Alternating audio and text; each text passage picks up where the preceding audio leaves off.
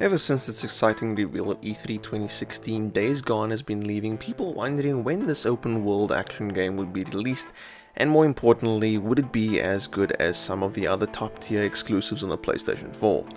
Days Gone has a good amount of fun in its package, but it's ultimately also quite flawed. The game takes place in Farewell, Oregon after a virus has ravaged the human population. The people who were infected have become mindless, vicious creatures dubbed Freakers and are spread out all across the area. You assume the role of Deacon St. John, a former member of the Mongrels Motorcycle Club who resides in this Freaker-infested land. Deacon is a drifter and takes on jobs from various camps in order to survive. Not only that, but he's also dealing with the loss of his wife while simultaneously trying to keep his friend Boozer alive. The narrative delves into how the virus may have started this mess and exactly what the National Emergency Response Organization, aka NERO, might be learning from their research. The game's story is enjoyable for the most part. The first 2 hours or so can be quite slow and it did struggle to hook me a bit, however this was remedied as I progressed a little further into the game and started meeting new characters and opened up some more missions. The NERO missions were particularly interesting as I really wanted to know more about the Freaker virus and its origins. Deacon's flashbacks about his wife Sarah aren't the most compelling missions, but they felt quite genuine. The interaction between the two of them is great, however this actually rings true for most of Deacon's interactions with other characters. It never feels forced and comes across as being quite natural. Overall the narrative is enjoyable enough to keep you playing through to the end. The game is an open world affair and takes place from a third person perspective. Deacon is able to run around, engage in both ranged and melee combat and gather supplies for crafting. It's nothing new when it comes to open world games, but it plays fairly well. Crafting can be done on the fly via the game's radial menu, allowing you to prepare a surprise for your enemy in the middle of a fight. Days Gone focuses a lot on stealth gameplay, and while there are some unfortunate forced stealth sections, it's actually rather forgiving thanks to conveniently placed bushes and enemies who aren't particularly vigilant. You could essentially kill an enemy and leave his or her body out in broad daylight and their comrades don't really bat an eye.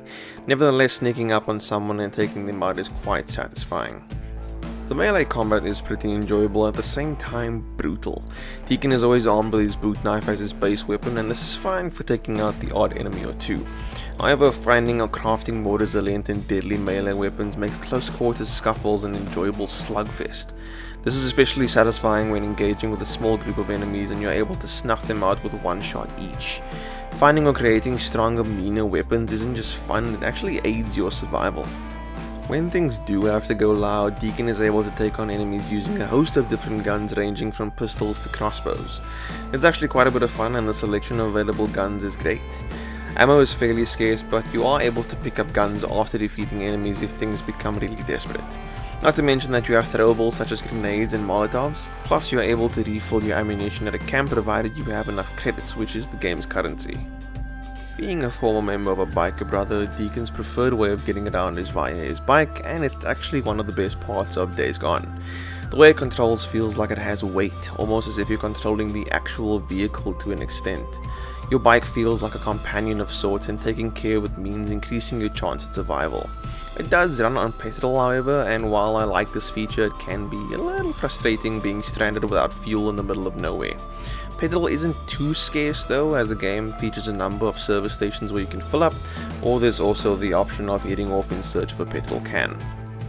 As more progress is made in the game, Deacon will unlock more camps, which means more jobs to take on. Completing jobs for camps will reward you with credits and also increases your trust with that camp. Reaching new levels of trust unlocks more options for purchasing new weapons or even upgrades for your bike, the latter being a big help as you open up more of the map. Having a larger fuel tank or a better engine can actually make a massive difference. Enemies in the game come in the form of humans and freakers. The former excels at fighting you with both ranged and melee combat, while freakers can overpower you with sheer force and numbers.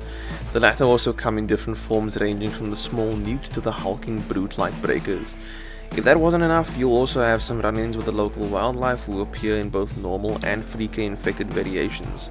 Eventually you'll encounter hordes, large groups of freaks that behave almost as if of one mind and battle towards you like a freight train of claws and teeth.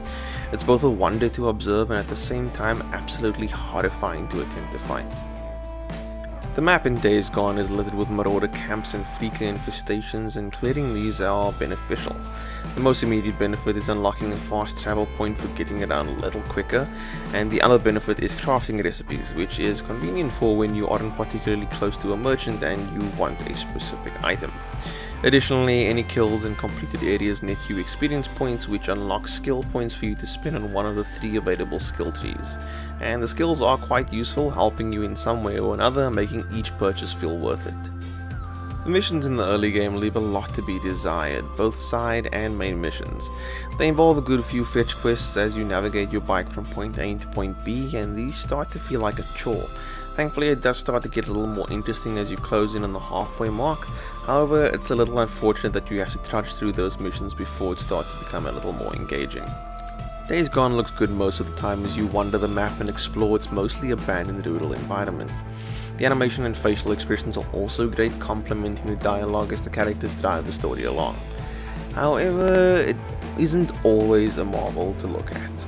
There's constant pop-in textures during cutscenes, and it doesn't have the greatest draw distance. The game's frame rate dips quite a bit with increased activity on screen, especially when encountering a horde. Sometimes it happens just when you're riding in the open road with nothing else in sight. It actually becomes a little frustrating to look at when the game slows down for a good few seconds. I also encountered an instance where I fell right through the map and died, only for the checkpoint to reload just before my death and constantly kill me, forcing me to reload to a previous save. The game's voice acting is incredibly well done and really does a good job of telling the story. The sound effects are also pretty great, and listening to Deacon's bike never gets old. However, on numerous occasions I had the sound effects cut out completely from my game, leaving only the dialogue and background music. The only way to fix this was to completely shut down the game and start from my latest save. It became quite annoying when it would happen consistently over a short period of time. Most of these bugs seem to have been squashed thanks to the 3 patches totaling about 36 GB that have been released since launch, thankfully. Days Gone is a fun but flawed experience. There are great little pieces of storytelling that are dotted throughout the game's narrative, however it's unfortunate that you have to work for them a bit. The game's characters aren't the most memorable, but their interactions with Deacon feel authentic and not overly dramatic. The same goes for the gameplay. It plays quite well, but the repetitive mission structure in the early game might not be enough to hook players and may ultimately just put them off. It's still a bunch of fun to play through thanks to the open world you're able to explore and the great navigation, stealth and combat that complements it. It may not be like an open world version of The Last of Us that we were hoping it would be, but it's still pretty enjoyable. If you enjoyed this review, please hit that like button. If you are new to the channel, hit that subscribe button.